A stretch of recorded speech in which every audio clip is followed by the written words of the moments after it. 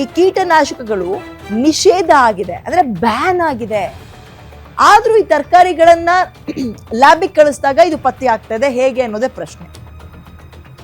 ನಿಷೇಧಿತ ಕೀಟನಾಶಕಗಳು ಪತ್ತೆ ಆಗ್ತಾ ಇದೆ ಅಂದ್ರೆ ಯಾರ ಕಾರಣ, ಹೊಣೆ ಯಾರು ಇದಕ್ಕೆ? ನಂಬರ್ 1, ಮೆಣಸಿನಕಾಯಿ ಪ್ರತಿನಿತ್ಯ ಬಳಸ್ತೀವ. ಶುಂಠಿ ಇಮ್ಯುನಿಟಿ ತುಂಬಾ ಚೆನ್ನಾಗಿ ಮಾಡುತ್ತೆ ಅಂತ ಬಳಸ್ತೀವ. ಸೌತೆಕಾಯಿ ಬಿಸಿಲು, ದೇಹಕ್ಕೆ ನೀರಿನಂಶ ಬೇಕು ಅಂತ ಬಳಸ್ತೀವಿ. ಇದರಲ್ಲಿ ಹೆಚ್ಚಿನ ಪ್ರಮಾಣದಲ್ಲಿ ಬ್ಯಾನ್ ಆಗಿರುವ ಕೀಟನಾಶಕಗಳು ಪತ್ತೆ ಆಗ್ತಾ ಇದೆ. ಭಾರತದಲ್ಲಿ 2023ರಲ್ಲೇ ವಿಷಕಾರಿ ಮೈಂಡ್ರೋಕೋಟೋಫಾಸ್ ಅನ್ನುವಂತಹ ಒಂದು ಕೆಮಿಕಲ್ ಅಥವಾ ಕೀಟನಾಶಕ ಇದು ನಿಷೇಧ ಮಾಡಿದ್ರು, ಬ್ಯಾನ್ ಮಾಡಿದ್ರು. ಬಟ್ ಸ್ಟಿಲ್ ಇದು ತರಕಾರಿಗಳಲ್ಲಿ ಈಗ ಕಂಡು ಬರ್ತಾ ಇದೆ. ಹೊಣೆ ಯಾರು, ಜವಾಬ್ದಾರಿ ಯಾರು?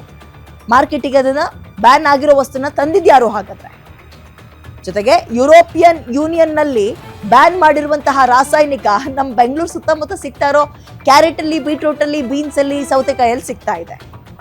ಕಾರಣ ಯಾರು? ಹಂಗಾದ್ರೆ ದುಡ್ಡು ದುಡ್ಡು ದುಡ್ಡು ಅಂತ ಮಾಡಕ್ ಹೋಗಿ, ಭ್ರಷ್ಟಾಚಾರ ಮಾಡಕ್ ಹೋಗಿ, ಇವೆಲ್ಲವೂ ಭ್ರಷ್ಟಾಚಾರದ ಪರಿಣಾಮವೇವು? ಇದು ಲಿಂಕ್, ಇದು ಒಂದೊಂದೇ ಡಾಗ್ ಕನೆಕ್ಟ್ ಮಾಡ್ಕೊಂತ ಹೋದ್ರೆ ಭ್ರಷ್ಟಾಚಾರಕ್ಕೆ ಬಂದ್ ನಿಂತ್ಕೊಳ್ತೆ. ಇದು ಕೇವಲ ಆರಂಭಿಕ ಹಂತದ ವರದಿ. ಇದು ಯಾಕೆ ಭ್ರಷ್ಟಾಚಾರ ಅಂದೆ ಅಂದ್ರೆ, ಬ್ಯಾನ್ ಆಗಿರೋ ವಸ್ತುವನ್ನ ಮಾರ್ಕೆಟಿಗೆ ಹೆಂಗ್ ತರ್ತೀರಿ ನೀವು? ಯಾರ್ದೋ ಕಣ್ ತಪ್ಪಿಸ್ ತರ್ತೀರಿ, ಇಲ್ಲ ಅಂದ್ರೆ ನೋಡ್ತಾ ಇರುವಂತವ್ರು ಜೇಬ್ ಬಿಸಿ ಮಾಡಿರ್ತೀರಿ. ತಿಂತಾ ಇರೋದು ಯಾರು? ದುಡ್ಡು ಕೊಟ್ಟವನು, ಅಂದ್ರೆ ದುಡ್ಡು ತಗೊಂಡವನು ತಿಂತಾ ಇದ್ದಾನೆ. ಮಾರ್ಕೆಟಿಗೆ ಬ್ಯಾನ್ ಆಗಿರೋ ಕೆಮಿಕಲ್ ಅನ್ನ ತಂದವನು ತಿಂತಾ ಇದ್ದಾನೆ. ನಾವು ನೀವುಗಳು ನಮ್ಮ ಸಂಬಳದ ಅರ್ಧದಷ್ಟು ಭಾಗವನ್ನ ಆಹಾರಕ್ಕೆ ಅಂತ ಮೀಸಲಿಡ್ತೀವಲ್ಲ.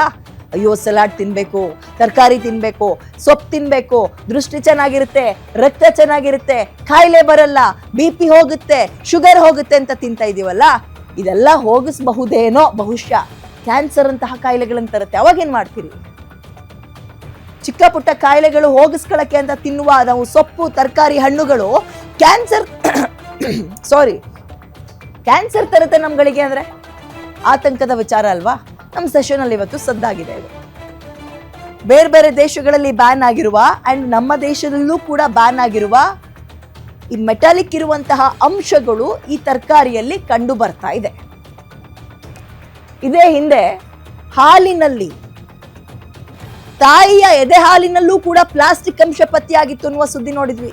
ಅಂಡ್ ನಮ್ಮ ಸುತ್ತಮುತ್ತ ಮಾರ್ಕೆಟಿಗೆ ಬರುವಂತಹ ಹಾಲಿನ ಪ್ಯಾಕೆಟ್ಗಳನ್ನ ಗಮನಿಸಿದಾಗ, ಅದನ್ನ ಲ್ಯಾಬಿಗೆ ಕಳಿಸಿದಾಗ ಹಾಕಬಾರ್ದು ಪದಾರ್ಥಗಳನ್ನ ಹಾಲಿಗೆ ಹಾಕ್ತಾ ಇದ್ದಾರೆ, ನಾವು ಹಾಲಿನ ಅಮೃತ ಅಂತ ಕುಡಿತಾ ಇದೀವಿ ಅನ್ನುವ ಸುದ್ದಿಗಳು ವೈರಲ್ ಆಯ್ತು.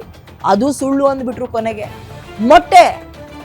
ಮೊಟ್ಟೆಯಲ್ಲೂ ಕೂಡ ಕ್ಯಾನ್ಸರ್ ಕಾರಕ ಅಂಶಗಳು ಪತ್ತೆ ಆಗ್ತಾ ಇದೆ ಅಂದ್ರು, ಅದು ಸುಳ್ಳು. ಅಂದ್ರೆ ಈಗ ಯಾರೋ ಈ ಪ್ರೈವೇಟ್ ಆಗಿ ಜನರ ಬಗ್ಗೆ ಆಸಕ್ತಿ ಇರುವಂತವ್ರು, ಅವ್ರ ಆರೋಗ್ಯದ ಬಗ್ಗೆ ಕಾಳಜಿ ಮಾಡುವಂತವ್ರು ಹಿತಾಸಕ್ತಿನ ವಹಿಸ್ಕೊಂಡು ತಗೊಂಡೋಗಿ ಲ್ಯಾಬಿಗೆ ಕೊಟ್ಟು ಪರೀಕ್ಷೆ ಮಾಡಿ ಬಂದಿರುವ ರಿಪೋರ್ಟ್ ಅನ್ನ ಜನಕ್ಕೆ ಹೇಳಿದ್ರೆ ಅದನ್ನ ಒಪ್ಕೊಳಕ್ ಯಾರೂ ರೆಡಿ ಇಲ್ಲ.